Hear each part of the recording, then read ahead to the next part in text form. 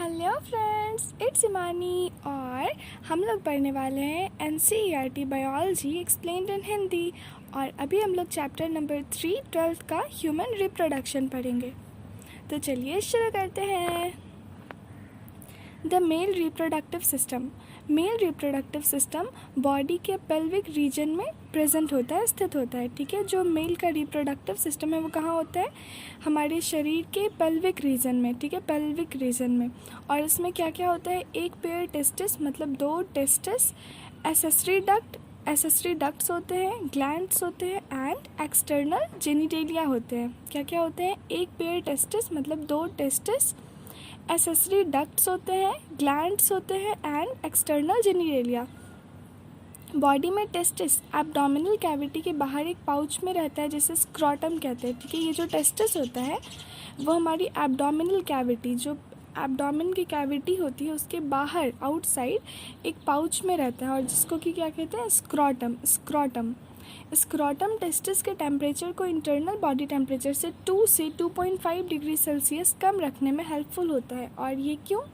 क्योंकि ये स्पर्मेटोजेनेसिस के लिए ज़रूरी है, इंपॉर्टेंट है। ठीक है, जो स्क्रोटम, अच्छा अब ये बताओ कि जो टेस्टिस है उसको एब्डोमिनल कैविटी के बाहर पाउच में क्यों रखते हैं, स्क्रोटम में क्यों रखते हैं? क्योंकि जो स्क्रोटम है वो टेस्टिस के टेम्परेचर को, जो टेस्टिस है उसका टेम्परेचर हमारा जो नॉर्मल बॉडी टेम्परेचर है उससे 2 से 2.5 डिग्री कम रखने में हेल्प करता है। और रखना होता है क्यों? स्पर्मेटोजेनेसिस के लिए इंटरनल बॉडी टेम्परेचर से 2 से 2.5 डिग्री सेल्सियस कम टेम्परेचर चाहिए। अब एडल्ट में 2 टेस्टिस है ना, तो एवरी टेस्टिस ओवल होता है। ठीक है, दोनों टेस्टिस का शेप कैसा होगा? Oval shape. ठीक है, अंडा की शेप का। एंड इसकी लेंथ कितनी होगी? 4 to 5 सेंटीमीटर लेंथ होगी इस टेस्टिस की, जो कि ओवल होता है। इसकी लेंथ कैसी होगी? 4 to 5 सेंटीमीटर। एंड इसकी चौड़ाई विड्थ कितनी होगी? 2 to 3 सेंटीमीटर। ठीक है, लंबाई होगी 4 to 5 सेंटीमीटर एंड विड्थ होगी मतलब चौड़ाई होगी 2 to 3 centimetre. Testis dense covering के थ्रू कवर्ड रहता है। ये जो टेस्टिस है, 2 टेस्टिस है, ये दोनों डेंस कवरिंग के थ्रू कवर्ड रहता है। और दोनों मतलब कि प्रत्येक टेस्टिस में अप्रॉक्स 250 कंपार्टमेंट्स होते हैं और जिसको क्या कहते हैं? Testicular lobule. 2 टेस्टिस है, दोनों टेस्टिस में रिस्पेक्टिवली 250 कंपार्टमेंट्स होते हैं और इसको कहते क्या है? Testicular lobules. हर टेस्टिक्युलर लोब्यूल के अंदर 1 से 3 हाईली कॉइल्ड सेमिनिफेरस ट्यूब्यूल होता है और जिसमें स्पर्म प्रोड्यूस होता है। ठीक है, टेस्टिस में, दोनों टेस्टिस में 250 कंपार्टमेंट्स हैं और उनको कहते हैं क्या है? Testicular lobules. और हर टेस्टिक्युलर लोब्यूल के अंदर 1 से 3 हाईली कॉइल्ड सेमिनिफेरस ट्यूब्यूल होता है। मतलब टोटल कितना हो गया? 250 को 3 से गुना करो, 750 सेमिनिफेरस ट्यूब्यूल्स होंगे जिसमें स्पर्म प्रोड्यूस होता है। स्पर्म कहाँ प्रोड्यूस होगा? सेमिनिफेरस ट्यूब्यूल में। सेमिनिफेरस ट्यूब्यूल कहाँ है? 250 कंपार्टमेंट्स ना उसके अंदर, मतलब टेस्टिक्युलर लोब्यूल्स के अंदर। प्रत्येक सेमिनिफेरस ट्यूब्यूल का अंदर का जो पार्ट होगा वो 2 टाइप के सेल से लाइंड होगा, जैसे कि male germ cell, spermatogonia and second one is Sertoli cell कहते हैं। ठीक है, ये जो सेमिनिफेरस ट्यूब्यूल है, ना 1 से 3 मतलब टोटल 750, उसके अंदर 2 प्रकार का सेल होता है। ठीक है, पहला होता है मेल जर्म सेल, उसको कहेंगे स्पर्मेटोगोनिया। ठीक है, पहला है male germ cell that is spermatogonia and second one is Sertoli cells. ठीक है, Sertoli cells. Male germ cell meiosis के थ्रू स्पर्म का फॉर्मेशन करती है। स्पर्म का फॉर्मेशन कैसे होता है? जो मेल जर्म सेल है स्पर्मेटोगोनिया, वो मियोसिस करेगी और उसके थ्रू स्पर्म्स का फॉर्मेशन होगा। जबकि जो सर्टोली सेल्स है वो जर्म सेल को न्यूट्रिशन प्रोवाइड करती है। क्या करती है? सर्टोली सेल्स जो है वो जर्म सेल को न्यूट्रिशन प्रोवाइड करेगी। सेमिनिफेरस ट्यूब्यूल के आउटर रीजन को इंटरस्टिशियल स्पेस कहते हैं। ठीक है, जो सेमिनिफेरस ट्यूब्यूल है उसके आउटर रीजन को इंटरस्टिशियल स्पेस कहते हैं। इंटरस्टिशियल स्पेस, सेमिनिफेरस ट्यूब्यूल के आउटर रीजन को इंटरस्टिशियल स्पेस कहते हैं। और इंटरस्टिशियल स्पेस में small blood vessels and interstitial cells, जिसको कि लेइडिक सेल्स कहते हैं, ठीक है। जो हमारा इंटरस्टिशियल स्पेस है वहाँ पर क्या होगा, स्मॉल ब्लड वेसल्स होंगे एंड इंटरस्टिशियल सेल्स या फिर लेइडिक सेल्स होगी, ठीक है। क्या क्या होगा, small blood vessels and interstitial cells, जिसको कि लेइडिक सेल्स भी कहते हैं। अब ये जो लेइडिक सेल्स है,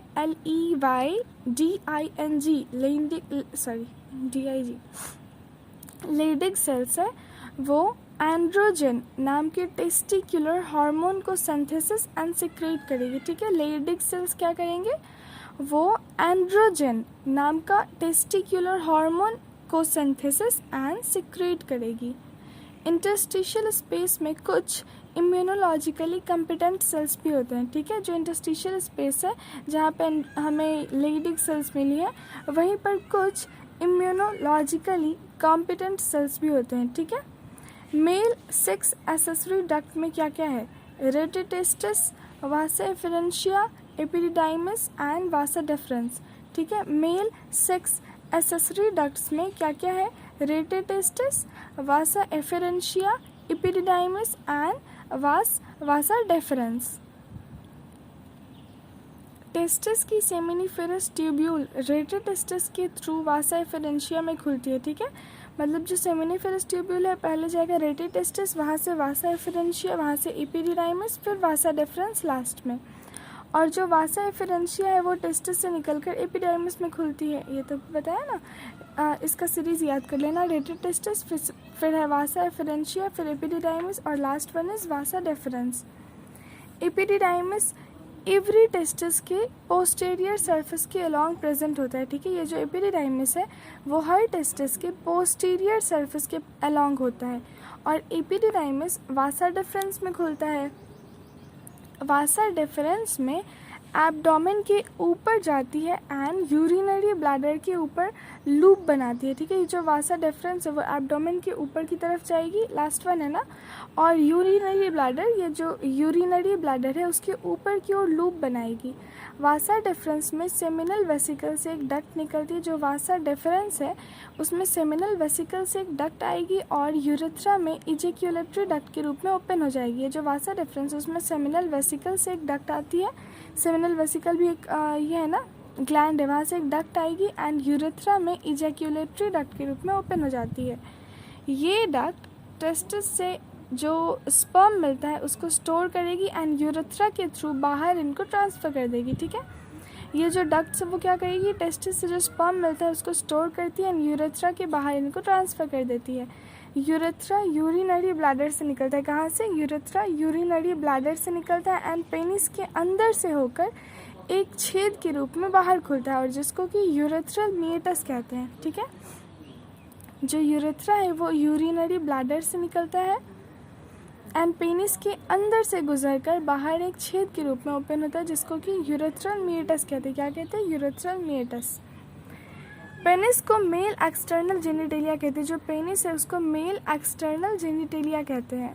पेनिस स्पेशल टिश्यूज़ का बना होता है। कैसे बना होता है, स्पेशल टिश्यूज़ का, जो कि पेनिस के इरेक्शन में हेल्प करके इंसेमिनेशन में हेल्प करता है, ठीक है। पेनिस स्पेशल टिश्यूज़ का बना है जो कि पेनिस के इरेक्शन में हेल्प करके इंसेमिनेशन में हेल्प करता है, ठीक है।